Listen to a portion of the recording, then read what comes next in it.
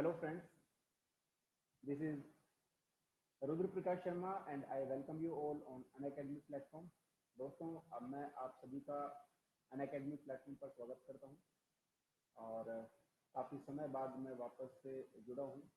विशेषकर आरएस के जो अभी इंटरव्यू होने वाले हैं, तो मुझे लगा कि शायद मैं आप लोगों की कुछ इसमें मदद कर पाऊँ, क्योंकि मैंने भी पूर्व में इस प्रकार से 3 बार आरएस के इंटरव्यू फेस किए हैं, वर्ष 2012, 2013 और 2016।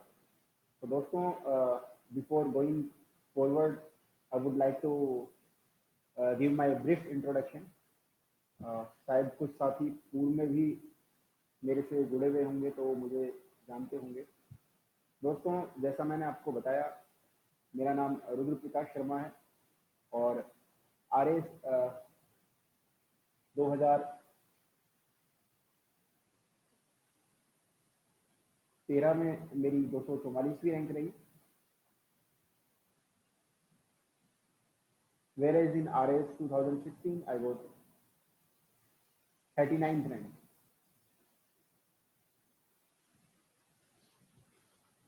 तो मुझे लगता है कि मैं शायद आप लोगों की कुछ हेल्प कर पाऊँ। जो भी साथी अभी जुड़े हैं मेरे साथ, एक बार प्लीज़ अपना इंट्रोडक्शन अगर दें तो बेटर है। और आपकी कोई क्वेरी हो इंटरव्यू के रिगार्डिंग या किसी भी और प्रकार की कोई भी क्वेरी हो, जो साथी आरएस का इंटरव्यू नहीं भी दे रहे हैं तो वो पूछ सकते हैं, क्योंकि हाय शिल्पा, तो कोई भी, क्योंकि प्रश्न जो पूछा जाता है चाहे वो आरएस का हो या किसी और इंटरव्यू बोर्ड में हो, ऑलमोस्ट सेम सही होता है। तो दोस्तों, ये जो आरएस वाले इंटरव्यू है, क्योंकि अब तो एक बार ये वापस से जो है इसकी डेट बढ़ गई है, तो अभी उम्मीद है कि शायद दिसंबर से स्टार्ट होंगे। और ऐसा होता है अमूमन, जो आरएस की तैयारी कर रहे हैं वर्षों से वो जानते होंगे। मैंने आरएस के इंटरव्यू 3 बार फेस किए हैं और 2 बार सिलेक्शन हुआ है, तो थोड़ा बहुत मुझे भी इस बारे में पता है। और ये क्योंकि पार्ट एंड पार्सल है, तो अच्छा, आप ये प्लीज़ ये ज़रूर बता दें कि मेरी आवाज़ क्या प्रॉपरली आ रही है आप लोगों के पास में। एक बार जो है थोड़ा सा, क्योंकि ये पता नहीं लग पाता ऑनलाइन क्लासेस में, तो थोड़ा सा आप अगर, ओके, थैंक यू। तो अब बात करते हैं हम आरएस के इंटरव्यू की। देखो, है ना, अगर आप किसी भी इंटरव्यू के बारे के परिप्रेक्ष्य में अगर हम बात करें, तो जो सबसे पहली जो चीज़ है वो हमें अपनी खुद की प्रोफाइल से तैयार करनी है। आपकी खुद की प्रोफाइल, क्योंकि है ना, ज़्यादातर जो प्रश्न आएंगे अभी, जैसे आपने शायद डीएफ भरा होगा आप में से कई लोगों ने, और जब आप इंटरव्यू देने जाएंगे तो उस दिन क्या है, वो एक खाली आपसे एक सिंपल सा पेज बनवाएंगे जिसमें आपका नाम होगा, आपकी एजुकेशन क्वालिफिकेशन होगी, लिंक आपकी क्लास बहुत अच्छी लगी और today, okay, thank you Murari. तो आशा करता हूँ कि ये जो आपने लिखा है, ये मैं इस लेक्चर के बाद में भी आपका जो अ, मेरे प्रति जो प्यार है वो बरकरार रहेगा। तो मैं बात कर रहा हूँ कि आपका जो पहला जो प्रश्न बनेगा वो होगा आपकी प्रोफाइल से। तो आपकी जो प्रोफाइल है वो उसको थोड़ा सा ध्यान से भरिएगा। अभी जैसे आपने डीएफ भरा है ना, तो उसके बाद में जब इंटरव्यू देने जाएंगे तो वहां पर उसी वक्त वो भरवाएंगे आपसे डिटेल में, जो है वो एक छोटा सा एक पेज होगा खाली, उसके अंदर जो है ना, शायद नाम तो नहीं जाता, सिर्फ उसमें आपकी एजुकेशन क्वालिफिकेशन जाएगी, इसके अलावा आपकी हॉबीज जाएंगी, आपका वर्किंग एक्सपीरियंस उसके अंदर जाएगा।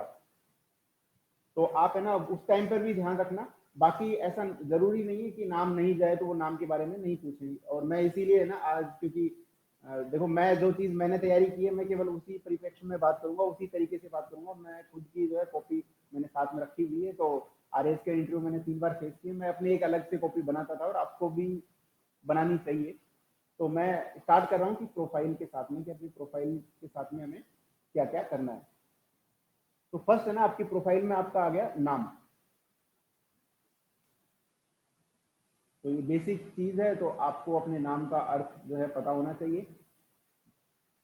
जैसे अगर मैं बात करूं रुद्र, तो मेरा नाम जो है, मैंने अभी वो ऋग्वेद में देखा तो रुद्र का अभिप्राय है जो भगवान शिव के जो है ना थोड़ा सा अग्रेसिव फॉर्म जो होती है उसको रुद्र कहते हैं। तो आपके भी नाम का कोई ना कोई अर्थ होगा, आई एम श्योर। तो आप एक तो अपने नाम का अर्थ जरूर रखना ध्यान में, वो इससे संबंधित प्रश्न आपसे पूछ सकते हैं।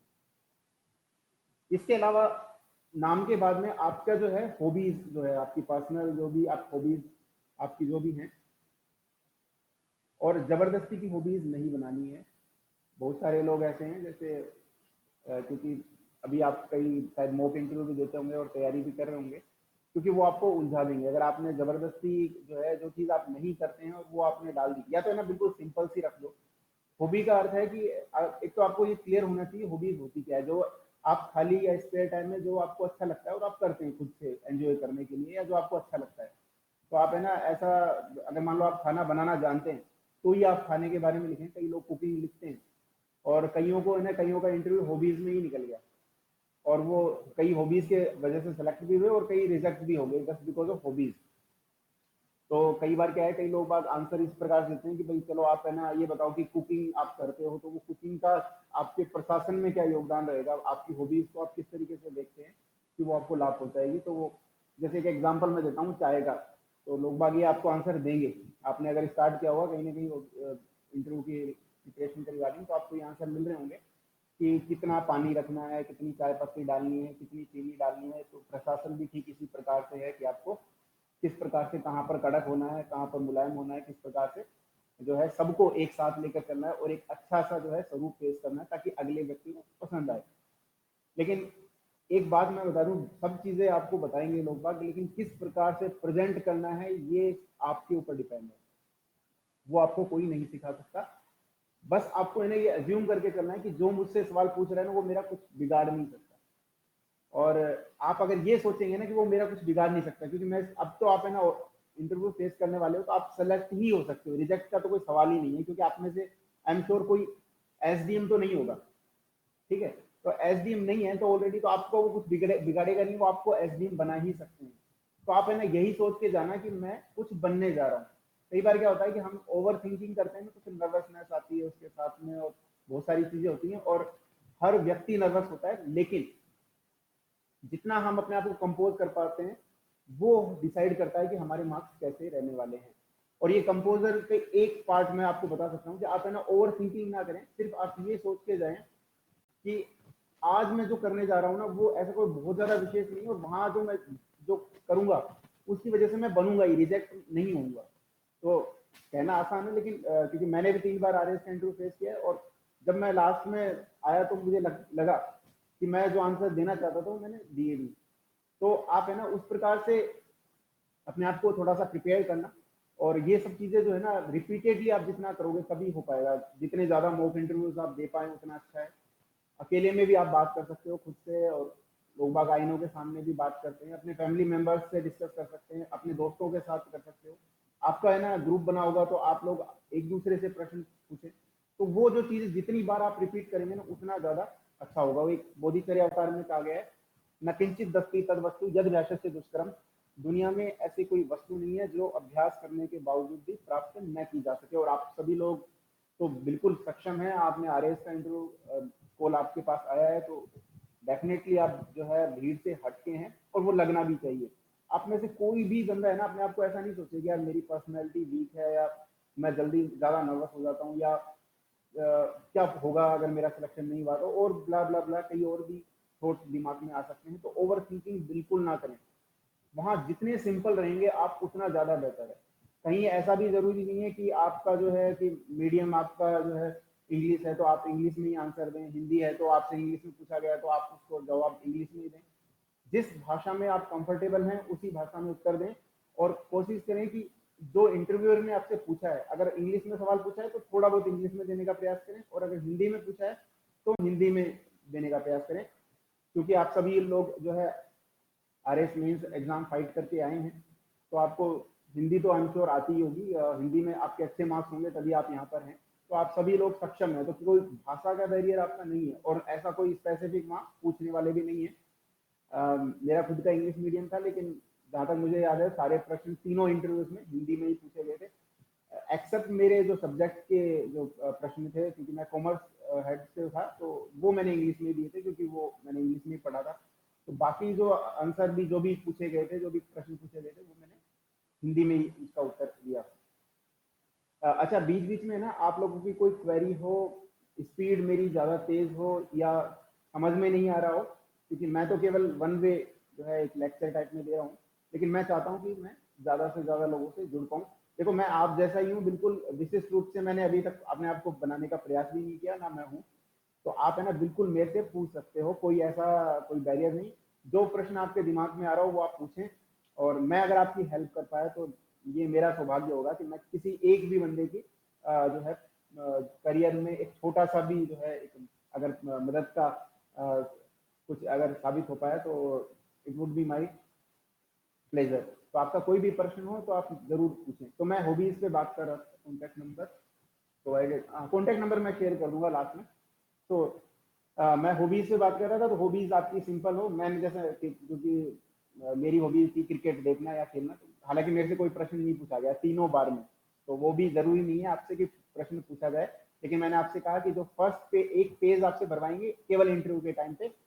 और हाँ, क्योंकि अभी वो आपके डीएफ आपने भरे होंगे, कईयों के दिमाग में कुछ कई प्रश्न आते होंगे, तो कोई डॉक्यूमेंट आपका रह जाएगा ना, तो उसमें कोई घबराने की जरूरत नहीं है। आप इंटरव्यू के टाइम पे दे सकते हैं और फाइनल सिलेक्शन के टाइम पे दे सकते हैं। जैसे हमने ओटीएस में जब ज्वाइनिंग की थी, तो कुछ डॉक्यूमेंट्स हमारे इंटरव्यू के टाइम पे कई लोगों के रह गए थे, तो वो क्या करते हैं, फाइनल सिलेक्शन जब आता है ना, तो लिस्ट जब आपकी फाइनल सिलेक्शन की आएगी, तो उसके आपके नाम के आगे पी वो लिखा हुआ होगा ब्रैकेट के अंदर। पी मतलब प्रोविजनल, प्रोविजनल यानी बेस्ड ऑन योर सर्टिफिकेट। तो आपके कुछ सर्टिफिकेट अगर रह जाएंगे तो वो पी लगा देते हैं। पी का सिर्फ इतना ही अर्थ होता है कि जब वो ज्वाइनिंग आपको करवाएंगे तो उस वक्त वो आपसे डॉक्यूमेंट ले लेंगे। तो आपके कोई भी डॉक्यूमेंट अगर कमी हो या रह गए हो, जैसे कईयों की एनओसी नहीं आई होगी जो वर्किंग है, तो कोई खास घबराने की जरूरत नहीं है, वो आप फाइनल टाइम पे भी प्रस्तुत कर सकते हो, तो उसमें कोई कहीं पर भी दिक्कत नहीं है। तो अभी तक मैंने सिर्फ दो चीजों की बात की कि आपकी पर्सनल प्रोफाइल में आपका नाम, आपकी हॉबीज, और तीसरा आपका आता है बैकग्राउंड, आपकी पृष्ठभूमि। तो पृष्ठभूमि में जो है, एक तो आपके पेरेंट्स की पृष्ठभूमि हो सकती है,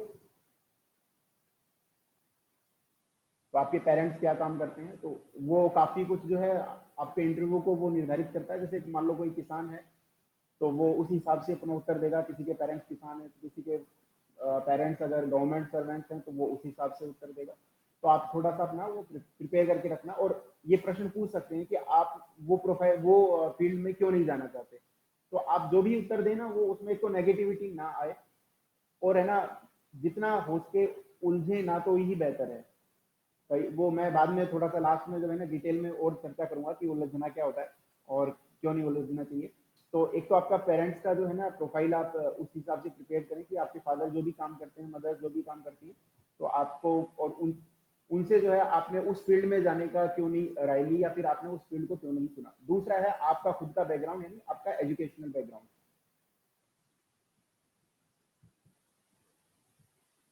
अब मैं अपने जो प्रश्न है जो मुझसे पूछे गए थे पिछले सालों में, वो भी मैं इसके साथ में डिस्कस करूंगा।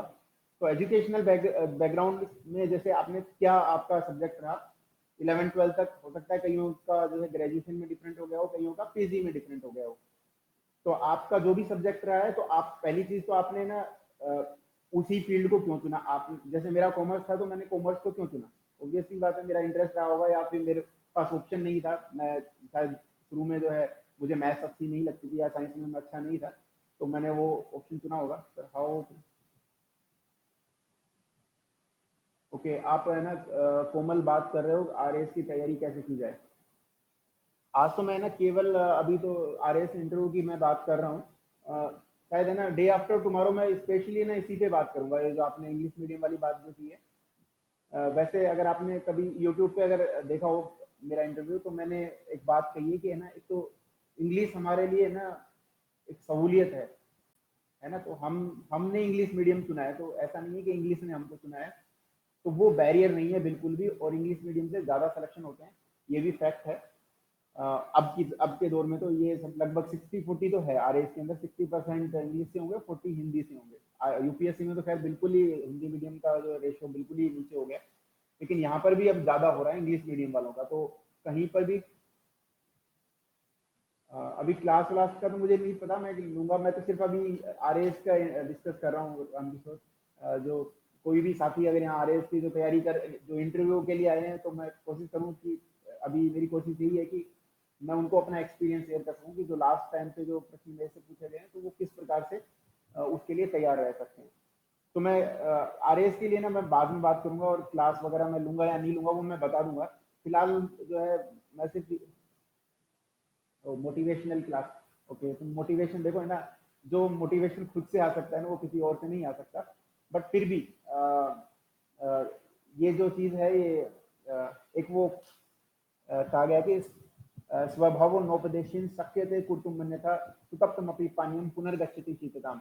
यानी कि स्वभाव होता है ना, वो सबका अपना अपना खुद का ही होता है। कोई है ना अपने स्वभाव को इतनी आसानी से बदल नहीं सकता।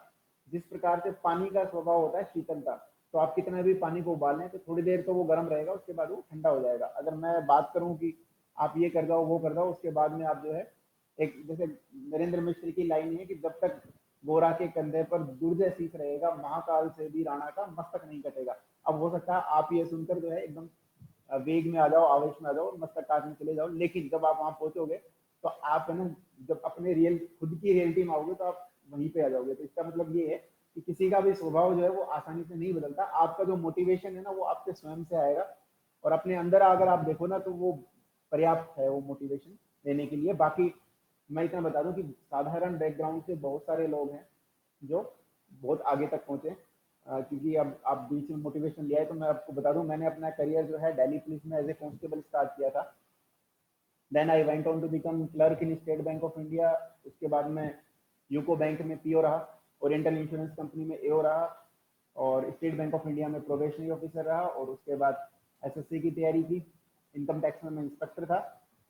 और आरएएस के मैंने इंटरव्यू 3 बार दिए, 2012, 2013 और 2016। 2013 में मेरी 244वीं रैंक थी, और 2016 में 39वीं रैंक। ये तो मेरी सक्सेस रही पहले। और ये है कि मैंने 4 बार आईएएस के मेंस दिए, but I couldn't get through. तो ये सब चीजें हैं, बट स्टिल मैं जो है वो कुछ हद तक अपनी जो है लक्ष्य तक पहुंच पाया। तो सभी लोग पहुंच सकते हैं, ये ऐसा मेरा मानना है कि जो भी अपनी राह पकड़ लेता है ना एक बार, जो अग्रसर है अपने पथ पर, और वो उसको ये लगता है कि यार मैं कुछ बनना चाहता हूँ, तो वो बन जाता है। तो फिलहाल हम इंटरव्यू की बात कर रहे थे, कोई जो इंटरव्यू की तैयारी करने आए होंगे वो सोच रहे होंगे यार क्या बकवास कर रहा है। तो मैं बता दूं आपको कि लास्ट हमने बात की थी कि आपके बैकग्राउंड पे आप जो है स्पेशली जो है ध्यान दें। आपके एजुकेशन जो बैकग्राउंड है वो प्रिपेयर करें, और एजुकेशन में जो है बेसिक चीजें आपको पता होनी चाहिए। आपको कहीं पर भी कोई बहुत ज्यादा थ्योरी रखने की जरूरत नहीं है। ये जो है रिटर्न एग्जाम नहीं है, केवल बेसिक चीजें। बेसिक से अभिप्राय ये है जो मतलब एक एक नॉर्मल स्टूडेंट भी बता पाए, 10th क्लास का बच्चा भी बता पाए। तो आपने अगर इंजीनियरिंग की हुई है और आप अगर जो है न्यूटन की थर्ड लॉ नहीं बता पा रहे, या जैसे मान लो मैं कॉमर्स की बात करूं तो मैं पर्सनल अकाउंट की एंट्री नहीं जानता, तो ये फिर थोड़ा गलत हो जाएगा। तो बेसिक चीजें आपको आनी चाहिए। हो सकता है आप जो है एजुकेशन से काफी दिनों से जुड़े हुए नहीं हो, लेकिन ये आपका आंसर नहीं होना चाहिए कि सर मेरे को 10 साल हो गए इस कारण से मैं जो है अभी थोड़ा सा रिकॉल नहीं कर पा रहा। बेसिक चीजें आपको आनी चाहिए, उसके बाद अगर डीप में पूछते हैं तो आपका ये आंसर होना चाहिए। लेकिन आप हर चीज में ये आंसर दें कि सर मैं 15 साल पहले पढ़ा था, मैंने 6 साल पहले जो है वो ग्रेजुएशन की थी तो मुझे याद नहीं है, तो ऐसा आंसर नहीं आना चाहिए आपका। बेसिक चीजें जो है वो आप कवर करें। बेसिक हर एक जो भी मेन मेन सब्जेक्ट हैं आपके ग्रेजुएशन के, वो आप तैयार करके रखें। इसके अलावा आपकी जो स्कूलिंग कहाँ से हुई है वो ध्यान दें। मैं आपको बताऊं, जैसे मेरे से प्रश्न पूछा गया था कि आप कहाँ से पढ़े हैं, तो मैंने बताया कि मैं सीबीएसई से मैं पास आउट था। तो मैंने सीबीएसई बोला था, तो उन्होंने बोला कि सीबीएसई और नवोदय में क्या अंतर है। तो आप ध्यान रखना, आप किसी भी स्कूल से हो सकते हो। राजस्थान बोर्ड भी हो सकता है आपका, सीबीएसई भी हो सकता है, या अन्य किसी स्टेट के बोर्ड से हो। तो आप है ना वो ध्यान रखना कि उस बोर्ड का एक तो बोर्ड का चेयरमैन कौन है, वो स्कूल आपका जो है उस स्कूल की अगर कोई ब्रांचेज हों, जैसे नवोदय वगैरह है, तो वो ब्रांचेज कितनी है, कहाँ कहाँ पर है, और उनका हेड कौन है, या फिर वो किस ऑर्गेनाइजेशन के द्वारा संचालित किए जाते हैं। तो इन सब चीजों की ध्यान रखना, लोगों से पूछे गए ये प्रश्न।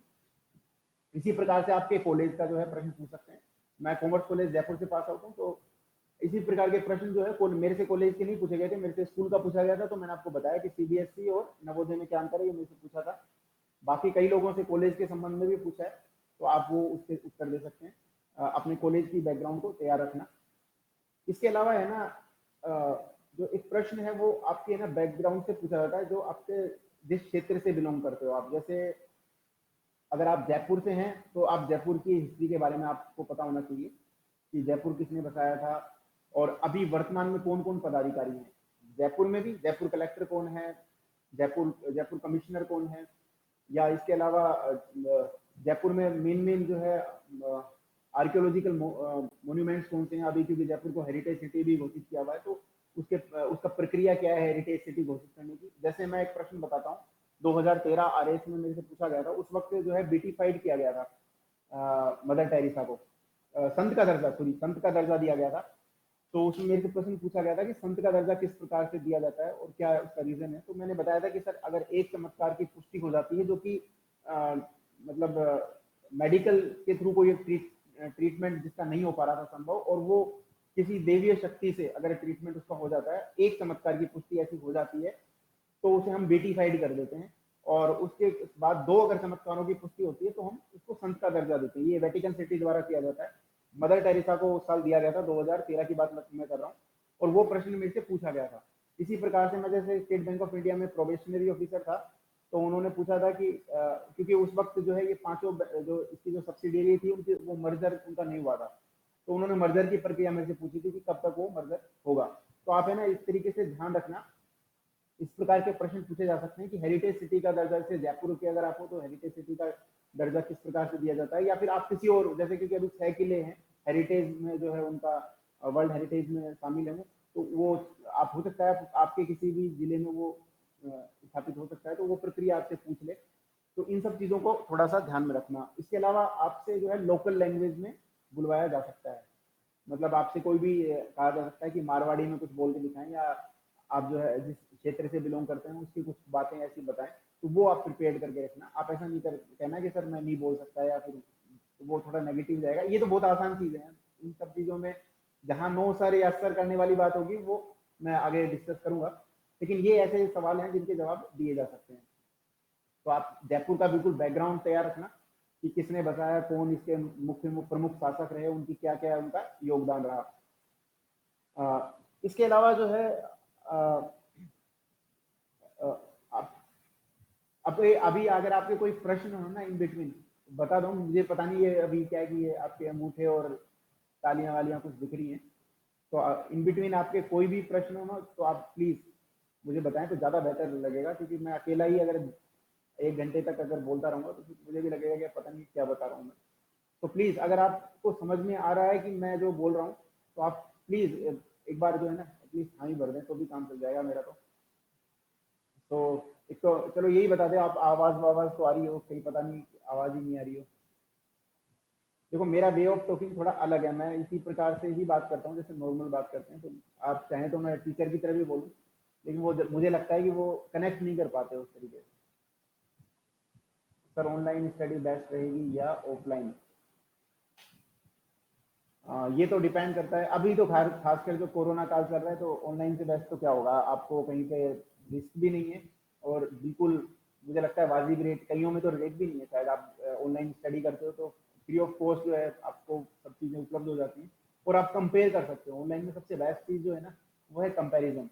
ऑफलाइन में जो है ना, मुझे जो कमी एक अगर आप खूबी बात करें ना ऑफलाइन की खूबी, वो ये है कि आप रेगुलर क्लास में जाते हो तो आपको क्लास वाली फीलिंग आती है, जो कि ऑनलाइन में शायद नहीं हो पाता। लेकिन अगर आप बिल्कुल कंसंट्रेशन के साथ पढ़ रहे हो और आपको लगता है कि यार मुझे बनना ही है क्योंकि मेरे पास टाइम कम है और मैं वर्किंग हूँ, या फिर मैं जा नहीं सकता, ज़्यादा समय मेरे को खराब नहीं करना, पैसे ज़्यादा बर्बाद नहीं करने, तो फिर आप ऑनलाइन भी कर सकते हो। ऑफलाइन में बस ये है कि रेगुलरिटी बनी रहती है।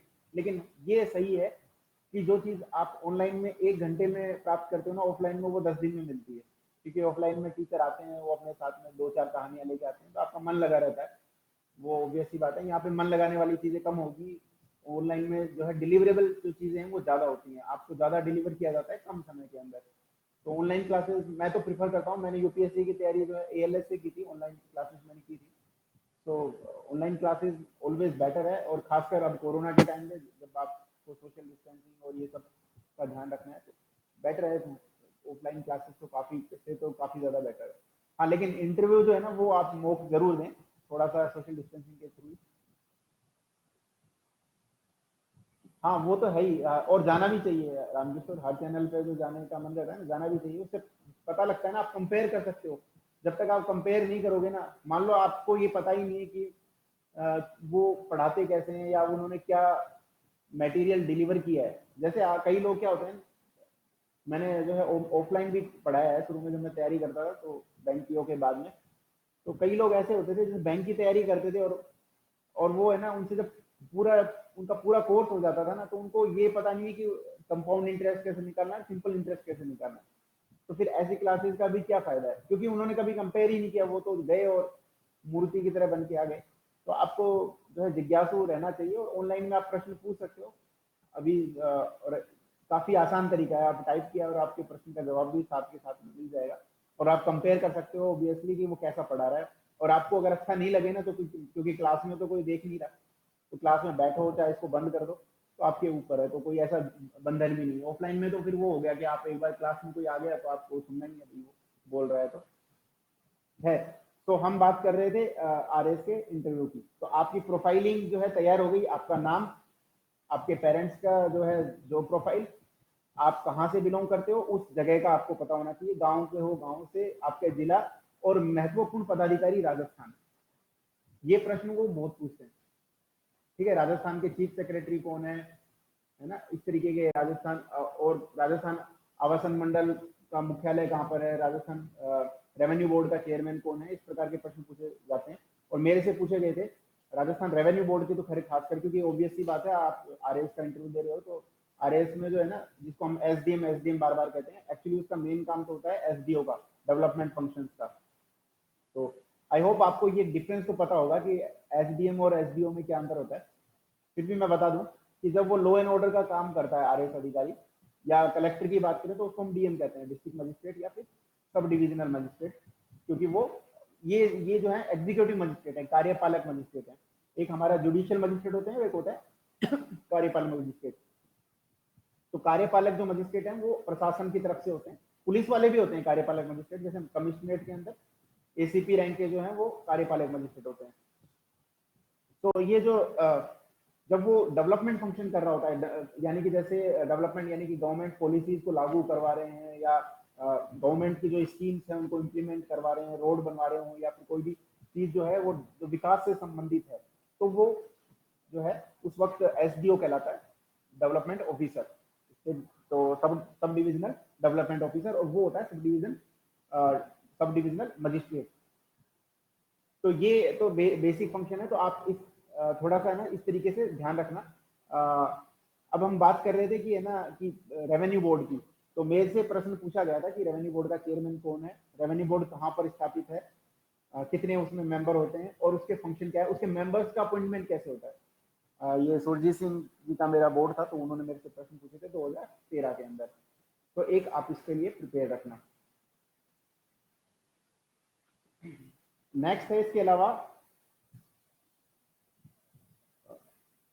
राजस्थान की प्रोफाइल एज ए, अब आप राजस्थान, क्योंकि ना आपको देखो मेंस के हिसाब से तो तैयार करना नहीं है, तो राजस्थान की विशेषताएं क्या है, तो वो आपसे पूछ सकते हैं कि राजस्थान में जैसे डेजर्ट एरिया कितने परसेंटेज में डेजर्ट एरिया है। ये प्रश्न पूछे गए हैं पूर्व में, मेरे से पूछा गया था कि राजस्थान में डेजर्ट, और बिल्कुल सिंपल सा आपको पता होगा, तो 61% है। और डेजर्टिफिकेशन का कारण क्या है, राजस्थान में जो है मरुस्थलीकरण का कारण क्या है। इसी प्रकार से इंदिरा गांधी नहर के बारे में पूछा जा सकता है, और सेम की समस्या क्या है वहां पर जो वाटर लॉगिंग हो जाती है, और उसका निवारण कैसे होगा। दीपक आवाज नहीं आ रही, तो अभी आवाज आ रही है दीपक? Okay, thank you. तो राजस्थान में जो है जो भी समस्या है राजस्थान की इन जनरल, चाहे वो डेजर्टिफिकेशन हो, या कम बरसात का होना हो, या किसी जगह ज्यादा बरसात होना हो, या इंदिरा गांधी नहर है तो उसके आसपास की जो सीम की समस्या है, वो उन सब के बारे में प्रश्न आपसे पूछे जा सकते हैं। इसी प्रकार से राजस्थान में सनराइज इंडस्ट्रीज कौन कौन सी है, या राजस्थान में जो है हमारे आय के स्रोत क्या क्या हो सकते हैं, ये सब जो है प्रोबेबल प्रश्न है। और अभी वर्तमान में क्या क्या स्रोत हैं, और आप किन और स्रोतों को देखते हैं जिससे राजस्थान को आय प्राप्त हो सकती है। तो मेनली जैसे अभी राजस्थान में आय कहाँ कहाँ से प्राप्त होती है, तो एक तो राजस्थान का जो बजट है, लास्ट जो बजट अभी आया था उसको आप बिल्कुल डिक्टो रट लें, क्योंकि है ना रेवेन्यू बोर्ड और राजस्थान के रेवेन्यू से संबंधित प्रश्न डिक्टो वैसे के वैसे पूछे जाते हैं और इन परसेंटेज पूछे जाते हैं। अब आप तो खैर आरएएस की तैयारी कर ही रहे हो, आपने आरएएस मेंस निकाला है, तो आप ज्यादा बेहतर जानते हो कि किस प्रकार के प्रश्न आते हैं। इंटरव्यू में भी उसी प्रकार से प्रश्न चलेंगे। उनके पास, कईयों के पास जो है वो ऑलरेडी स्लिप बना के लाते हैं कि कितने परसेंटेज कितना जो है राजस्थान का बजट है, एग्जैक्ट मात्रा में पूछते हैं। ये ध्यान रखना आप। जैसे उस वक्त जो है 1,96,122 करोड़ का बजट था उस साल का राजस्थान का, और मैंने बोला था 1,96,000 करोड़, तो उन्होंने कहा है कि आप जो है अप्रोक्सीमेटली मैंने बोला था, तो उनका अभी आप आगे की फिगरिंग बताओ। तो इस तरीके से भी पूछते हैं वो। हालांकि थोड़ा सा ये अटपटा है और शायद इतनी आसानी से सबको याद भी नहीं रहता, लेकिन इस तरीके से प्रश्न पूछते ही हैं वो। इसके अलावा वो आपसे पूछेंगे कि राजस्थान में पैसा कहाँ कहाँ से आता है, राजस्थान के बजट में पैसा कहाँ कहाँ से आता है, किन किन मदों से आता है, आप परसेंटेज वाइज बताएं सबसे ज्यादा पैसा राजस्थान को किस स्रोत से मिलता है। तो आप स्पेशली इसके लिए राजस्थान की जो राजस्थान फाइनेंस डिपार्टमेंट की जो साइट है उसके ऊपर इकोनॉमिक सर्वे और राजस्थान का बजट वो दिया होगा, उसको 100% पढ़ के जाएं। राजस्थान के बजट से आपको काफी प्रश्न पूछे जाने वाले हैं। लास्ट के जो कई तो इंटरव्यू, कई बोर्ड, कई जो मेंबर्स हैं बोर्ड के, जो उन्होंने तो इंटरव्यू इसी प्रकार से जो है कंडक्ट करवाएं। आपको मैं बता दूं, जो आरपीएससी के जो बोर्ड मेंबर्स होते हैं वो अपने बोर्ड के चेयरमैन होते हैं। 3 मेंबर्स का बोर्ड होता है, मतलब 3 सदस्य होते हैं उसके अंदर, जिसमें चेयरमैन तो होता है जो बोर्ड का मेंबर होता है, मेंबर चेयरमैन भी हो सकता है और अन्य कोई भी हो सकता है, और 2 बाकी के जो है वो स्पेशलिस्ट होते हैं अदर फील्ड से। तो इनका है ना, ये आपसे प्रश्न तो पूछते हैं ये बाकी के जो 2 आते हैं, लेकिन जो मेन मार्क्स है ना वो आपके आरपीएससी के मेंबर देने वाले हैं। और वो स्पेशली इसी बात पर ध्यान रखते हैं कि कितना इसको राजस्थान के बारे में पता है, कितना ये जानता है कि राजस्थान से कहाँ कहाँ से जो है आय के स्रोत हैं। तो वो सब चीजें आप ऑलरेडी तैयार करके जाना। इसके अलावा जो है ना महिलाएं जो हैं, जो भी महिलाएं जो आरएस का इंटरव्यू देने वाली हैं, वो खासकर ध्यान रखें महिलाओं से या बच्चों से संबंधित जो स्कीम्स हैं वो पूछते हैं उनसे। पिछली बार भी पूछा था, तो आपको स्कीम्स में डीप में अंदर नहीं जाना। वो आपसे कहेंगे कि महिलाओं के विकास से संबंधित या महिला सशक्तिकरण से संबंधित राजस्थान में कौन कौन सी स्कीम्स राज्य सरकार के द्वारा चलाई जा रही हैं, उनके ऊपर आप प्रकाश डालें या उनके बारे में बताएं। तो आप थोड़ा सा उस तरीके से जवाब देना। इसी प्रकार से जो है आप लोगों से भी पूछ सकते हैं कि राजस्थान गवर्नमेंट के द्वारा कौन कौन सी विकास की योजनाएं चलाई जा रही हैं। तो आप है ना, एक जो है मैं आपको दिखा देता हूँ कॉपी, मैंने स्पेशली जो है ये स्कीम्स वगैरह तैयार की थी। तो अगर आप लिखना चाहें ना तो आप तैयारी कर सकते हो। मैं स्कीम्स नहीं लिखवा रहा, क्योंकि वो मैं सिर्फ आपको अपनी जो है कॉपी से बता रहा हूँ कि मैंने कौन कौन सी स्कीम्स जो है लिखी थी, क्योंकि अभी तो काफी स्कीम्स जो है नहीं आ चुकी हैं। और स्कीम्स के साथ में ये भी आप ध्यान रखना वो कितनी सक्सेसफुल रही हैं। कुछ स्कीम्स जैसे जो फ्लैगशिप योजनाएं हैं, जैसे मुख्यमंत्री जल प्रॉब्लम अभियान था उस वक्त, तो वो पूछा गया था कि कितनी वो सक्सेसफुल रही, तो आप उसका थोड़ा सा ध्यान रखना। तो है ना, इनमें मेन तो है ना, एक तो आपका गरीबी उन्मूलन से संबंधित स्कीम का ध्यान रखना कि राजस्थान में बेरोजगारी से मुक्ति के लिए और गरीबी से, क्योंकि हम बीमारू स्टेट में से एक है, आपको पता होना चाहिए। तो कौन कौन सी स्कीम्स चलाई जा रही है, एक तो वो आप विशेष ध्यान रखना। विकास से संबंधित स्कीम कौन कौन सी चल रही है राजस्थान में, क्योंकि पानी की दिक्कत है, तो पानी के लिए कौन सी जो ऐसी स्कीम है जो जो है पानी से संबंधित, जैसे जल स्वावलंबन अभियान था, तो उसी तरीके की जो स्कीम्स हैं उनके ऊपर थोड़ा सा आप फोकस कीजिएगा। इसके अलावा मैंने अभी बोला कि महिला विकास से संबंधित स्कीम्स, बच्चों से संबंधित, जैसे क्योंकि शिक्षा के स्तर में भी हम देश में काफी लोअर लेवल पे आते हैं, तो शिक्षा को बढ़ावा देने के लिए कौन कौन सी दूध पोषाहार योजना हो या अन्य कोई भी योजना है, तो उनको थोड़ा सा ध्यान रखना। और स्कीम्स में डीप में नहीं जाना, जैसे हम मेंस की तैयारी करते थे बिल्कुल वैसे तैयारी नहीं करनी हमें। हमें जो है केवल सुपरफिशियल तरीके से मेन मेन चीजें जो है उनकी वो आपको आनी चाहिए। अदरवाइज क्या है, फिर वो आपका इंटरव्यू इतना ज्यादा, इंटरव्यू की प्रिपरेशन इतनी ज्यादा ओवरलोडेड हो जाएगी कि आप उसी में ही नर्वस हो जाओगे कि यार ये चीजें तो मेरे को याद ही नहीं है। तो आपको कहीं पर भी लोड नहीं लेना, बिल्कुल बेसिक चीजें जो होती है ना एक लेमन के रूप में जो जिसको पता होना चाहिए, जैसे आम आदमी को जो पता होना, आप क्योंकि आम आदमी से थोड़े से खास हैं तो आपको पता होना चाहिए।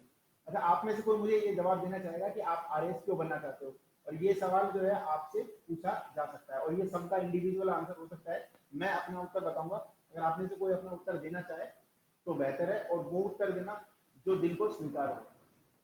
समझ रहे हो आप ये उत्तर इसलिए मैं बोल रहा हूँ कि आरपीएससी के जो चेयरमैन है वो बाद में ओटीएस में आपसे मिलते हैं और वो हमसे जब ये यही चीज डिस्कस करते हैं कि आप लोगों ने ऐसे ऐसे उत्तर दिए थे, तो हमें पता लगता है कि यार ये ऐसे उत्तर नहीं देने चाहिए। हर व्यक्ति है ना एक मिनट में समझ में आ जाता है कि ये बनावटी उत्तर दे रहा है या ये दिल से उत्तर दे रहा है। तो आप बिल्कुल है ना, जो आपके दिमाग में आता है ना कि आप आरएएस या जो भी तैयारी आप करना चाहते हो, आप क्यों बनना चाहते हो, आप क्या बनना चाहते हो और क्यों बनना चाहते हो, आप में से किसी न किसी के तो दिमाग में आता होगा ना ये बात कि यार मुझे ये बनना है, तो ये बनना है तो क्यों बनना है।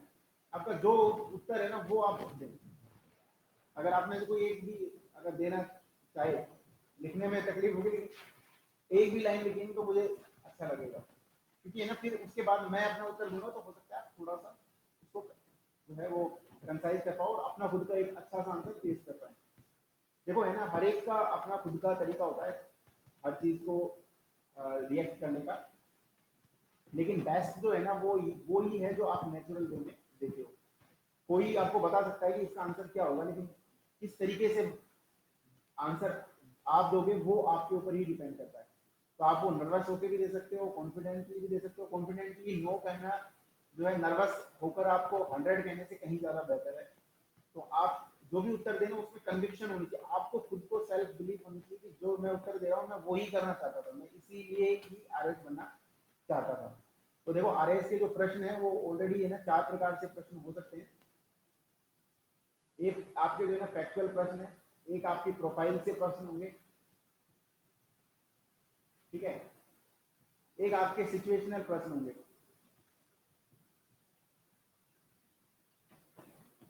और इसके अलावा एक जो प्रश्न होंगे वो उसके फंक्शन से संबंधित होंगे जिस भी जॉब के लिए आप अप्लाई कर रहे हैं। अब है ना आपकी प्रोफाइल आपको खुद को तैयार करनी है, तो अगर इसमें से कोई प्रश्न पूछा जाता है और आप नो सर कहें तो ये मुझे नहीं लगता है कि वो सही होगा। ये फैक्चुअल जो प्रश्न है इनका जवाब आपके पास हो भी सकता है और नहीं भी हो सकता है, ऑब्वियस सी बात है, हर फैक्ट आपके पास नहीं होगा। फंक्शंस जो है, फंक्शंस यानी कि जैसे आपको ये पता होना चाहिए कि एसडीएम का जो है वो क्या क्या कार्य करता है। आरपीएस अगर आप बनना चाहते हो तो आपको पता होना चाहिए कि डिप्टी एसपी के क्या क्या कार्य हैं। पूरे नहीं बता पाओ वो जरूरी नहीं है, पर एटलीस्ट आपको पता होना चाहिए ना कि डिप्टी एसपी क्या होता है और नीचे की हायरार्की क्या है, ऊपर की हायरार्की क्या है, मेन काम वो क्या क्या करते हैं। अब एक आते हैं आपके पास सिचुएशनल प्रश्न, जो कि आपसे कह सकते हैं कि आप है ना एक ऐसी सिचुएशन में हो जहाँ पर भीड़ हो रखी है, जैसे अभी कोरोना से संबंधित तो आपसे पूछ लेंगे कि जो है लोग बाग अपना टेस्ट करवाने को तैयार नहीं है और जो है पथराव कर रहे हैं मेडिकल टीम के ऊपर, और आप जो है अभी आवाज आ रही है, आपके पास आवाज आ रही है क्या? I visited collectorate office where after few administrative work inspired me to join RAS. Okay, so one of the answer came here. तो ये किसी जो है कलेक्ट्रेट ऑफिस में गए थे जहाँ पर इनको ऑब्वियस सी बात है कि उनका जो है फंक्शनिंग को देखकर या उनका जो आवाज नहीं आ रही है, पर ये आपने जो नहीं का जवाब कैसे दिया, ये भी एक अपने आप में सवाल है। सर लोइंग ऑर्डर देखते हैं प्लीज, है ना आरपीएससी कहकर आप ये बता दें कि आवाज आ रही है क्या, अभी क्या आ रही है क्या आवाज। हालांकि आपने नहीं दिया तो इसका मतलब ये कि आ रही है लेकिन उतनी नहीं आ रही जितनी आप चाहते हैं। तो अभी तो मैंने कहा कि ये लीड लगाइए, लेकिन कल मैं कोशिश करूंगा कि अगर मेरी क्लास होती है तो मैं थोड़ा सा और बेटर जो है इसी माइक का इस्तेमाल करूँ। फिलहाल तो मेरे पास यही है, अगर आप काम चला सकते हो तो ठीक है, मैं कोशिश करूंगा कि थोड़ा सा और उसको फाइन कर सकूँ। तो फिलहाल आई होप कि आपके पास थोड़ी बहुत आवाज़ आ रही है। तो देखो मैंने आपको बताया कि 4 प्रकार के प्रश्न आपसे पूछे जाएंगे। सिचुएशनल प्रश्न होगा कि जैसे मैंने अभी कोरोना का आपको एग्जांपल दिया कि मेडिकल टीम के काफ़ी लो आ रही है। ओके, एक मिनट, आप 1 सेकंड रुकना।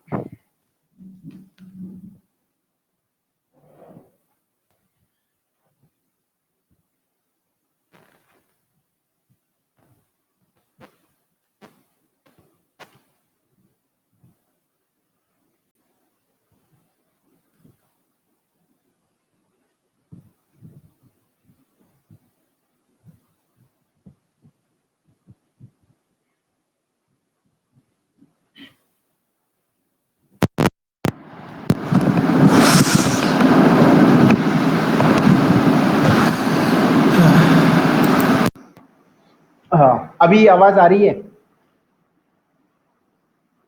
प्लीज एक बार, ओके थैंक यू। तो मैं बात कर रहा था कि आरएएस के इंटरव्यू में मुख्यतः 4 प्रकार के प्रश्न पूछे जाते हैं। एक तो है आपके फैक्ट संबंधी, तथ्यों से संबंधित प्रश्न, जिसमें आपका उत्तर यस और नो में हो सकता है। और यहीं पर ज्यादातर लोग जो है आपको बोलेंगे कि आप जो है कोई भी प्रश्न अगर आपको नहीं आता हो तो आप उसका कॉन्फिडेंटली आंसर दें नो, और वो बिल्कुल सही है, आप उसका आंसर नो में या यस में, यस और नो में दे सकते हैं। डिपेंड ऑन योर प्रिपरेशन, आप या आपके प्रश्नों पे भी डिपेंड कर सकता है, कई प्रश्न आपको नहीं भी आ सकते हैं, कई आ भी सकते हैं। आपकी प्रोफाइल से संबंधित प्रश्नों पे अगर आप नो बोलते हैं तो इसका मतलब ये है कि आपको एटलीस्ट अपने बारे में नहीं पता, अपने स्टेट के बारे में नहीं पता, अपने पेरेंट्स के बारे में नहीं पता, जो कि एक अच्छा साइन नहीं है। तो आपका जो नो का उत्तर है वो आपका ऑप्शन यहाँ पर नहीं हो सकता किसी भी सूरत में। और आप दें भी ना, नो यहाँ पर करना ही नहीं है। आपके नाम का मतलब क्या है, तो आप कहें सर नहीं पता, तो दैट्स रॉन्ग, क्योंकि आपको एटलीस्ट 20-25 साल के आप हो गए हैं तो आपको पता होना चाहिए आपका नाम का क्या है, आपके पिताजी क्या काम करते हैं, तो आपको पता होना चाहिए आपका स्कूल कौन सा है, आपके स्कूल में आपका सब्जेक्ट क्या है, तो वो थोड़े बहुत आपको पता होने चाहिए। फिर आता है सिचुएशनल प्रश्न, और सिचुएशनल प्रश्न में आप जो है कभी भी नो उत्तर न दें, एटलीस्ट आप कोशिश करें, क्योंकि वो चाहते हैं कि आप है ना अपनी तरफ से कुछ इनोवेटिव, आप ऑब्वियस सी बात है आप उस सिचुएशन में कभी रहे नहीं होंगे, वो आपको एक काल्पनिक सिचुएशन दे रहे हैं, तो आप उसमें नो ना बोलें, एटलीस्ट आप ट्राई करें। और ये ट्राई जो है ना बिल्कुल आसान है, आप जितने मॉक इंटरव्यू देंगे वो आपसे डिफरेंट टाइप के प्रश्न पूछेंगे, कुछ फैक्चुअल फैक्ट्स के साथ में हम इसको कंबाइन करेंगे तो उसका आंसर हम दे पाएंगे। मैं कुछ फैक्चुअल प्रश्न कोशिश करूंगा कि कल जो क्लास होगी अपन आरएस इंटरव्यू के संबंध में, तो मैं कुछ क्वेश्चंस ऐसे आपसे पूछूंगा सिचुएशनल, या जो मुझे लगता है कि मेरे से पूछे गए थे या औरों से पूछे गए थे, और मेरा आंसर उसमें क्या रहता है या क्या मैंने आंसर दिया था और अब क्या आंसर दिया जा सकता है, तो मैं उसको थोड़े से फैक्ट्स के साथ में कंबाइन करूंगा, सीआरपीसी और आईपीसी के साथ में। तो नो उसमें आपका ऑप्शन नहीं हो सकता। फिर आता है आपके फंक्शंस क्या है, वो आपका जो है फंक्शंस, उसका भी उत्तर आपका नो में ना हो बिल्कुल। यानी कि आपको एटलीस्ट पता होना चाहिए कि हायरार्की क्या है, एसडीएम के कार्य क्या होते हैं, एक एज ए एसडीएम वो क्या कार्य करता है, आप क्यों आरएस बनना चाहते हो। हाँ बिल्कुल ऑब्वियस सी बात है कि ये जो प्रश्न है ये आपके दिमाग में भी चलता होगा, मेरे दिमाग में भी चलता होगा। तो इसमें मेरा जो आंसर था ना उसके 2 रीजन थे। एक तो मैं ना पहले से सर्विस में था, तो ये थोड़ा सा मेरा आंसर उससे भी प्रभावित था, लेकिन इसके अलावा जो है ना मेरा उत्तर था उसमें एक जो सबसे बड़ा रीजन था वो था सोशल रिकॉग्निशन, सम्मान, और दूसरा था चैलेंज यानी चुनौती। सम्मान और चुनौती, ये 2 चीजें जो है मुझे पसंद है पर्सनली, क्योंकि है ना सम्मान ऑब्वियस सी बात है, एक तो आरएस का एग्जाम पास करना अपने आप में सम्मानित होने जैसा है। आपको पता होगा आप आरएस के इंटरव्यू में अपियर हो रहे हो, लोग बाग आपकी तरफ जब देखते होंगे तो एक सम्मान की दृष्टि से देखते हैं, सम्मान की दृष्टि से देखते हैं। तो ये ऑब्वियस सी बात है कि, और जब आप सेलेक्ट हो जाओगे तो डेफिनेटली इसकी कंपैरिजन आप नहीं कर सकते कि जो आपको रिकॉग्निशन इस सेवा में मिलती है वो किसी और सेवा में नहीं मिल सकती। प्रशासन में जो सेवा जो आपको रिकॉग्निशन या पहचान जो मिलती है वो कहीं और नहीं मिल सकती, और आप इसके माध्यम से अपने समाज को, अपने पेरेंट्स को, अपने मित्रों को या अपने मिलने वालों को प्राउड फील करवा सकते हो, खुद को प्राउड फील करवा सकते हो। मैं क्योंकि एक सामान्य वर्ग से था, और ये बात आप बोल सकते हो उस वक्त, सर मैं सामान्य वर्ग से हूँ और मुझे लगता है कि मैं अपने पेरेंट्स को अगर प्राउड फील कराऊंगा, आरटीएस आरएसीएस कौन सी बढ़िया है दीपक। ओके, पहले मैं आपको वो आंसर दे देता हूँ कि आप आरएस क्यों बनना चाहते हो, तो आप प्लीज इस तरीके से बोलना, सर चूंकि मैं एक मध्यम या मैं सामान्य परिवार से आता हूँ, तो मेरे लिए एक सामाजिक प्रतिष्ठा किस प्रकार से मेरे परिवार की हो सकती है या मेरी खुद की हो सकती है, तो उसका एक सबसे बड़ा जो जरिया वो है कि मैं अपने आप को साबित कर सकूं, और इससे बढ़िया वो कोई मौका मुझे नहीं मिल सकता। आरएस एग्जाम वो आपको मौका देता है। एक तो यह एग्जाम अपने आप में क्रैक करना सम्मान की बात है, दूसरा सिलेक्शन होने के बाद जो आपको रिकॉग्निशन समाज में मिलती है वो अनपैरेलल्ड है, वो किसी और सेवा में नहीं मिलती। और दूसरा मैंने बात की चैलेंज की, कि आपको यहाँ पर विभिन्न स्तरों पर चैलेंज का सामना करना पड़ता है, और लाइफ में जो है वो मैं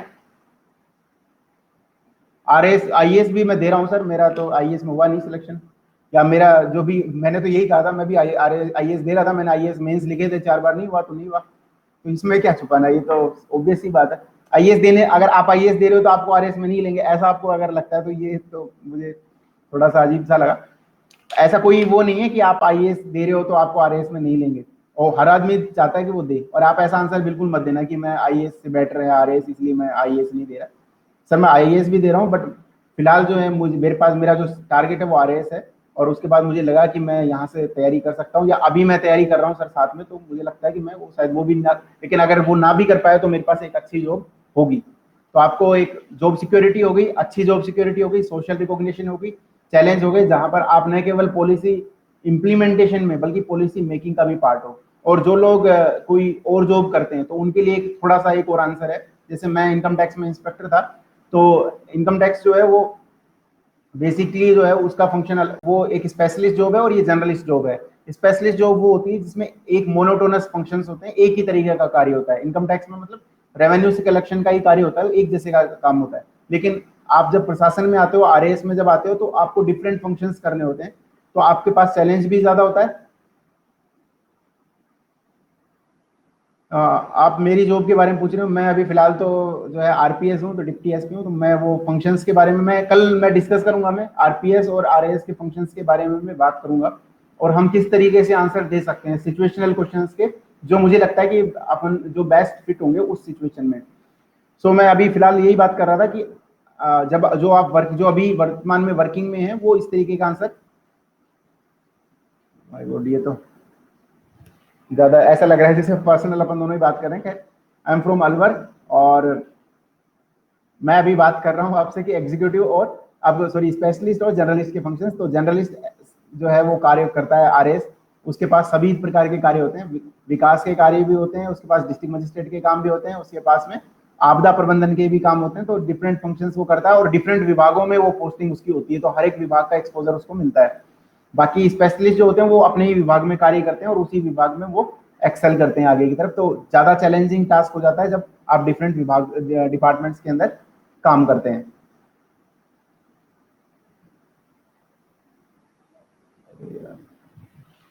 तो ये जो है आपके मेन जो है प्रश्न हो गए। अब आप है ना आपकी कोई विशिष्ट क्वेरी हो आरएएस के इंटरव्यू से संबंधित तो आप वो मुझसे पूछ सकते हैं। मैं कोशिश करूंगा कि मैं उसका आंसर दे सकूं।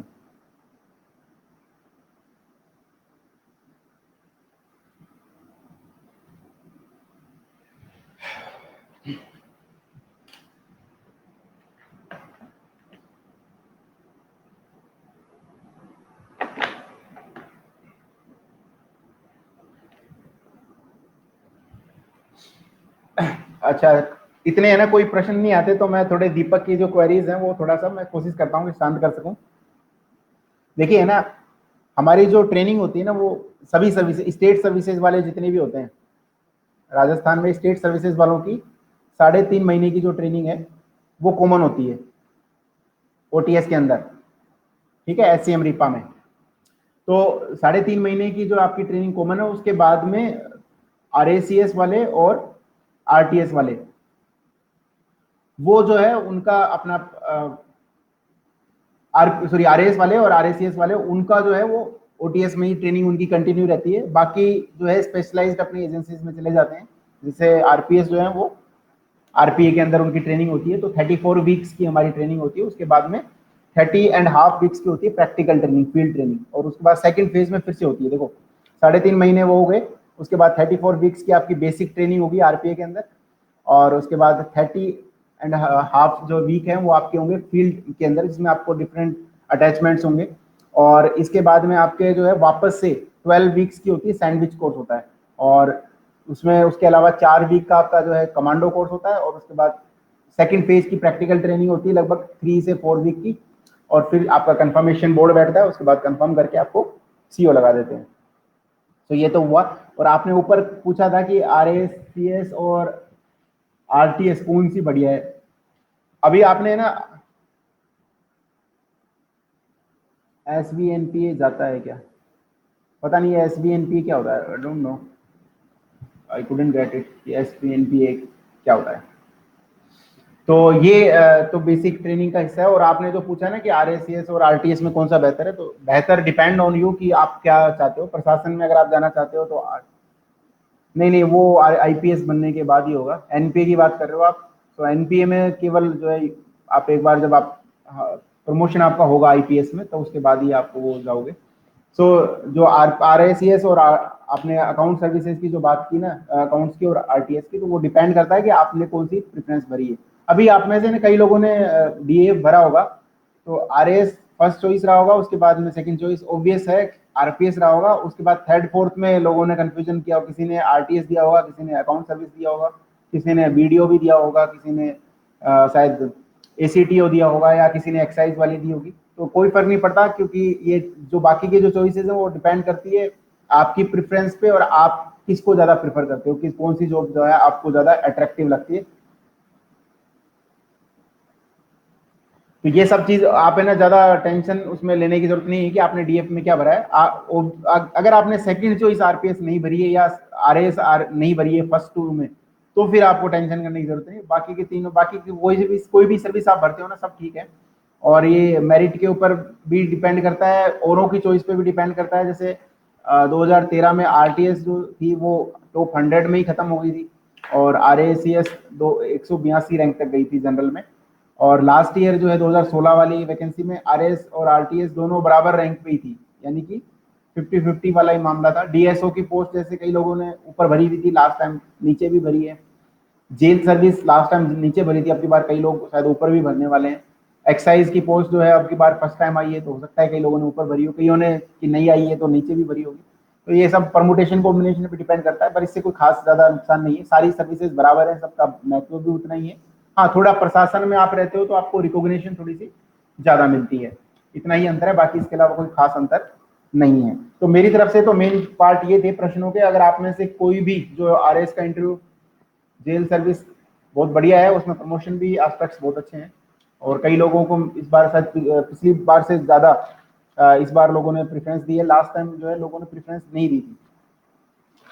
तो आप है ना, एक तो ध्यान रखना, आपकी कोई अलग से अगर आपने कोई डिप्लोमा अगर वो किया है तो आप उसको मेंशन कर सकते हैं, लेकिन ध्यान रखें उसकी तैयारी आपकी होनी चाहिए। जैसे अगर आपने NCC की है तो आपको NCC सर्टिफिकेट जिस भी आपने ब्रांच में किया हो, चाहे वो नेवल हो, आर्म्ड हो, या फिर एयरफोर्स हो, तो उसके बारे में पता हो NCC का मेन जो ध्येय है वो क्या है, आपने क्या उससे सीखा है, कैसे वो फर्दर आपको इस सेवा में हेल्प कर सकता है। तो एक उसका थोड़ा सा ध्यान रखना आप। इसके अलावा आपका जो खुद का जो अभी जॉब प्रोफाइल है, जहां पर भी आप काम कर रहे हैं, तो वो आपको आना चाहिए, तो उससे पता लगता है कि हाँ ये अपने काम के प्रति भी सिंसियर है RS की तैयारी के साथ साथ। तो प्लीज उसको बिल्कुल इग्नोर ना करें। आप जहां पर भी वर्किंग है वर्तमान में, उसका आप विशेषतः ध्यान रखना कि आप क्या क्या फंक्शंस वहां कर रहे हैं, और वो आपको फर्दर कैसे हेल्प कर सकता है।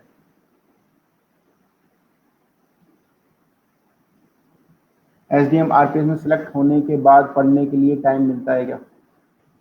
पढ़ने के लिए तो टाइम कभी भी कभी भी कम नहीं होता, और कभी भी कोई देता नहीं है आपको, ये आपके ऊपर डिपेंड करता है कि आप अपने जो है टाइम के बाद में किस तरीके से उसको यूटिलाइज करते हो। कि हर टाइम 24 घंटे तो कोई व्यक्ति कार्य पे नहीं होता, कई बार आपकी हॉबी भी होती है, तो आपको हॉबी भी तो परस्यू करते हो। कई लोग गेम्स वगैरह खेलते हैं, कई लोगों को पढ़ाना पसंद है, कई लोगों को जो है वो मैच खेलना पसंद है, कई लोगों को वॉकिंग पसंद है, तो वो भी तो करते हैं।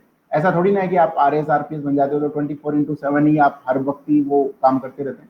अभी जैसे मान लो मैं आज ड्यूटी भी दे गया हूँ, तो अभी मैं 8:30 बजे आया, मुझे ऐसा लगता है कि मैं इंटरेक्ट करूँ लोगों से, तो थोड़ा सा मुझे उनसे थोड़ा सा बूस्टअप मिलेगा। अब सुबह वापस से जाना है, तो अगर मैं इस वक्त आपसे डिस्कस कर सकता हूँ तो मैं पढ़ भी सकता हूँ, कोशिश करूँ तो। और एक बात आप ध्यान रखना कि जितने कष्ट कंटकों में जिनका जीवन सुमन खिला, गौरव गंध उन्हें उतना ही यत्र तत्र सर्वत्र मिला। जो जितनी कठिनाई से और जितने कम समय में तैयारी करके आगे बढ़ता है ना, उसको उतना ही उसका प्रतिफल भी मिलता है, उतनी ज्यादा रिकॉग्निशन भी उसको मिलती है।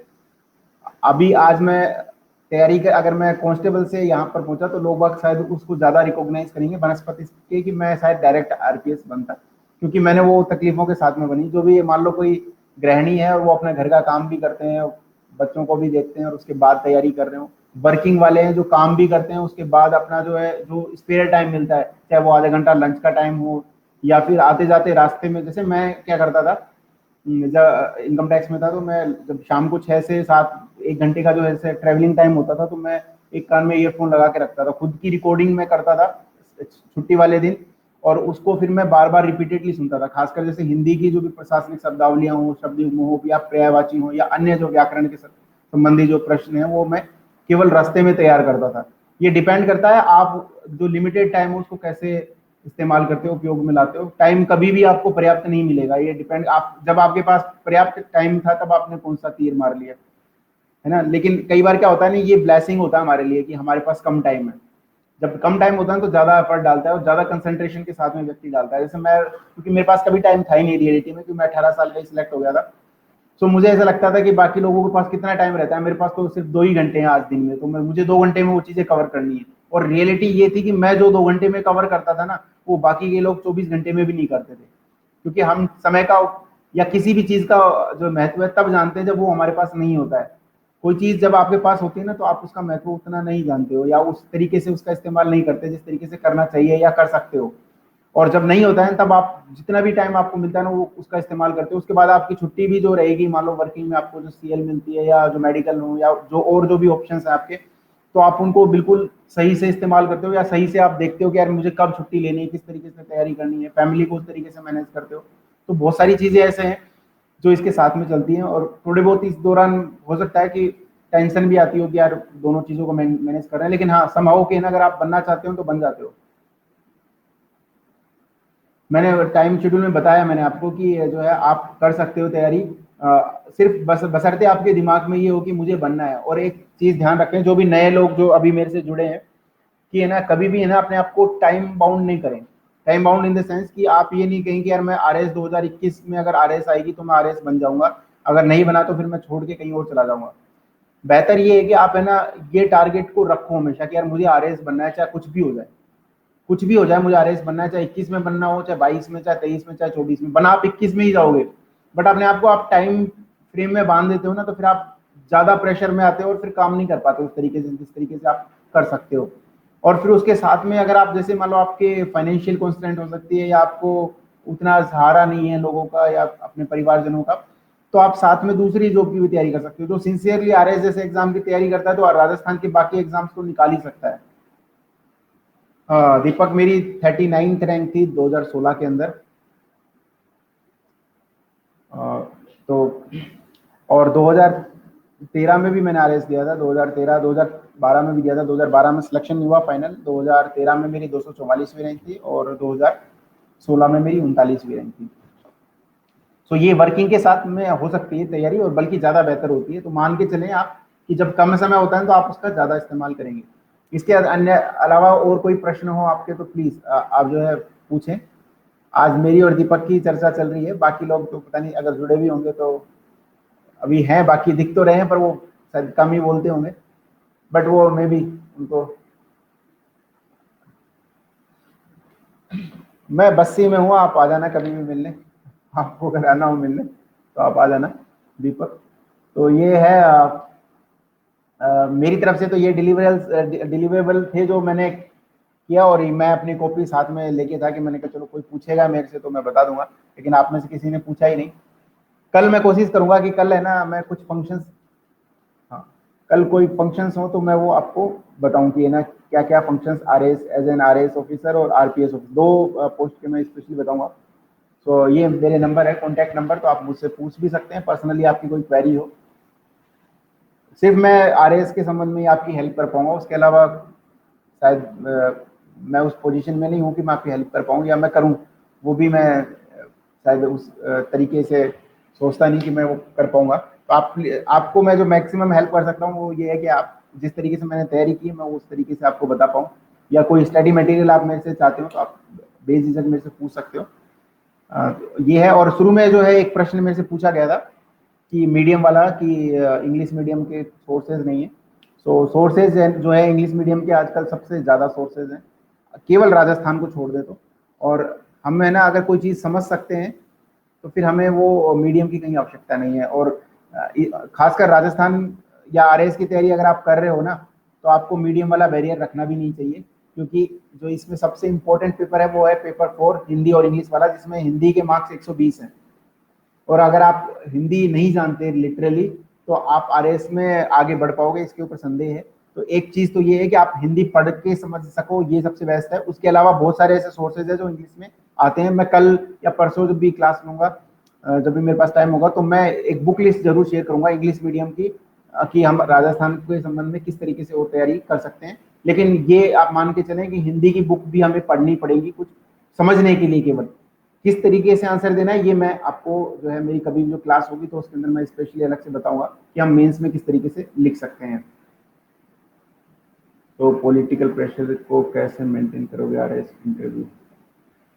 अच्छा, आरएस इंटरव्यू में आप ये कह रहे हो कि पॉलिटिकल प्रेशर को कैसे करोगे। तो पॉलिटिकल प्रेशर क्यों होगा आपके ऊपर? पहली बात तो ये है, जब आप अगर अगर अपना काम जो है सच्चाई से ईमानदारी से कर रहे हो तो पॉलिटिकल प्रेशर होने का सवाल ही नहीं उठता।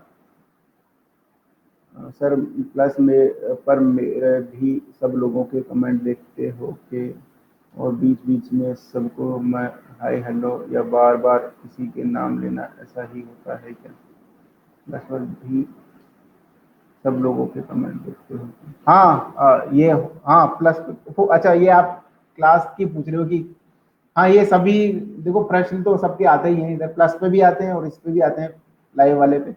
लाइव वाले पे तो सब पे ही आते हैं, तो मुझे लगता है सारे एजुकेटर्स रिएक्ट करते होंगे। मेरे लिए तो यही, अभी मैं अगर आपसे इंटरेक्ट कर रहा हूँ तो यही मेरे लिए क्लासेस है।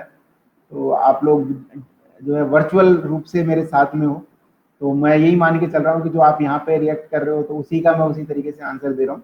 दीपक का आंसर मैंने दे दिया है।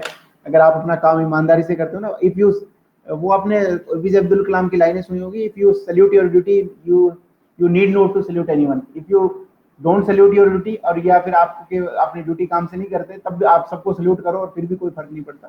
तो पॉलिटिकल प्रेशर तो उन पे होगा जो अपना काम सही से नहीं करते, तो जो सही से करते हैं उनके लिए कोई पॉलिटिकल प्रेशर होता ही नहीं है, और ये सब जगह लागू है। और बाकी चीजें अगर आप और कोई प्रश्न पूछना चाहें तो पूछ सकते हैं। एक मैं प्रश्न अपनी तरफ से मैं बता देता हूँ कि ये जो आपने सर जी एग्जाम कब भी कुछ इन्फॉर्मेशन, ये मैं हाँ कल हर्षित मैं जरूर बात करूंगा। कल अगर आप जुड़ेंगे तो कल अगर मेरा मुझे टाइम रहा तो अगर मैं टाइम से आया तो मैं डेफिनेटली कल का भी मैंने शेड्यूल किया है, तो मैं वहां पर मैं डिस्कस करूंगा आरएस से संबंधित कुछ बातें और कुछ जो है इंटरव्यू से संबंधित बातें करूंगा। एक लास्ट जो है प्रश्न में जो, क्योंकि हर्षित ने ये पॉलिटिकल प्रेशर वाली बात की है, प्रैक्टिकली आंसर यही है, उसके अलावा तो और रियलिटी में भी यही है। अगर आप अपना काम ईमानदारी से करते हो ना, और आप तो आपको किसी से डरने की जरूरत नहीं है, कोई प्रेशर नहीं होता, लिटरली कोई करता भी नहीं है। ऐसा बंदा जो अपना काम ईमानदारी से करता है ना, उसके ऊपर कोई प्रेशर डाल ही नहीं सकता। लेकिन जिसको फेवर चाहिए तो फिर प्रेशर भी आपको लेना पड़ेगा।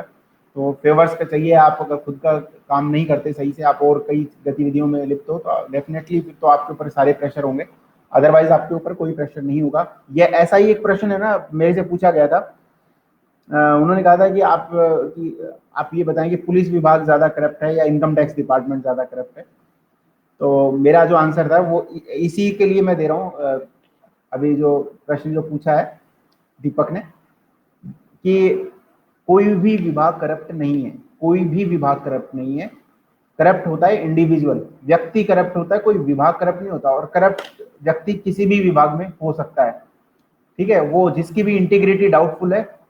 अच्छा, क्लास 11 में हो, तभी मैं सोचा कि आपके जो प्रश्न है ना, फिर ठीक है एकदम, तभी मैंने सोचा कि इतने सारे प्रश्न कैसे पूछे। So you are in class 11। So Deepak, ये बात हमेशा आप ध्यान रखना कि अगर आप अपनी ड्यूटी कर्तव्य सही से करते हो ना, तो फिर आपको कोई भी प्रेशराइज नहीं कर सकता, इस वर्ल्ड में कोई भी प्रेशराइज नहीं कर सकता। और कोई भी विभाग करप्ट नहीं है, कोई भी विभाग जो है बेईमान नहीं है, ये व्यक्ति है। और व्यक्ति कहीं पर भी करप्ट हो सकता है, वो समाज में भी हो सकता है, वो प्राइवेट नौकरी में भी हो सकता है, वो सरकारी नौकरी में भी हो सकता है, वो अपने फैमिली में भी हो सकता है। आपको पता है फैमिली में भी हर व्यक्ति एक जैसा काम नहीं करता, कई लोग काम चोरी करते हैं। आपकी क्लास में भी कई लोग ऐसे होंगे, हर बच्चा एक जैसा नहीं होता ना, हर टीचर भी शायद पढ़ाने वाला एक जैसा नहीं होता। तो इस बात को आप हमेशा ध्यान रखना, ये सिर्फ व्यक्ति के ऊपर है, वो कैसा बनना चाहता है, और वो किसी भी विभाग में जाकर वैसा हो सकता है, क्योंकि हम एक समाज को रिप्रेजेंट करते हैं हर विभाग में। हर विभाग में उसी समाज से सेलेक्ट होकर जाता है जिस समाज का आप हिस्सा हो। सो आई होप कि आपका जो है उत्तर मिल गया होगा। तो आप उत्तर जो भी दें उसमें कभी भी किसी को डायरेक्टली पॉइंट आउट नहीं करें, कोई भी ऐसा उत्तर ना दें जिसमें आप जो है कॉन्फ्लिक्ट में आए। बिल्कुल स्ट्रेट फॉरवर्ड आपका उत्तर होना चाहिए, और आप दिल से जो है सच्चे होने चाहिए। जो आंसर आपके दिल से आएंगे ना, वो सबसे बेस्ट होते हैं, और वो आपको कोई और नहीं बता सकता। बिल्कुल आप जो एक पोलाइटली और जो इनोसेंटली जो आंसर देते हो ना, उससे बेस्ट आंसर कोई नहीं हो सकता। चाहे आप कितने भी टेक्निकली साउंड हो, चाहे आप कितने भी ज्यादा आपने मॉक इंटरव्यू देके अपने आप को पारंगत कर लो का प्रमोशन। आप 11th क्लास में आप आरपीएस का प्रमोशन कल्चर पूछ रहे हो, आई डाउट कि आप 11th क्लास में हो या नहीं हो। सो ये जो है फिलहाल I call it a day, क्योंकि ऑलरेडी मैं जो है ओवर हो चुका हूँ और मेरे पास अभी टाइम की थोड़ी सी कमी है। सो आई होप कि मैंने आपकी थोड़ी बहुत क्वेरी जो है शांत की हो। और बाकी जो लोग हैं वो कभी भी मेरी क्लास में हो तो बिल्कुल आप लोग फ्री हैं, कभी भी मेरे से प्रश्न पूछ सकते हैं, मुझे बड़ी खुशी होगी। और आपको कोई ऐसा लगे ना कि जैसे अभी आवाज़ का आप लोगों ने कहा, तो आप मुझे बता दें निसंदेह, मैं प्रयास करूंगा कि उसको मैं दूर कर सकूं। So friends, thank you very much for listening me patiently. और आप लोगों के साथ बड़ा मजा आया, आई होप आप लोगों को भी आया हो।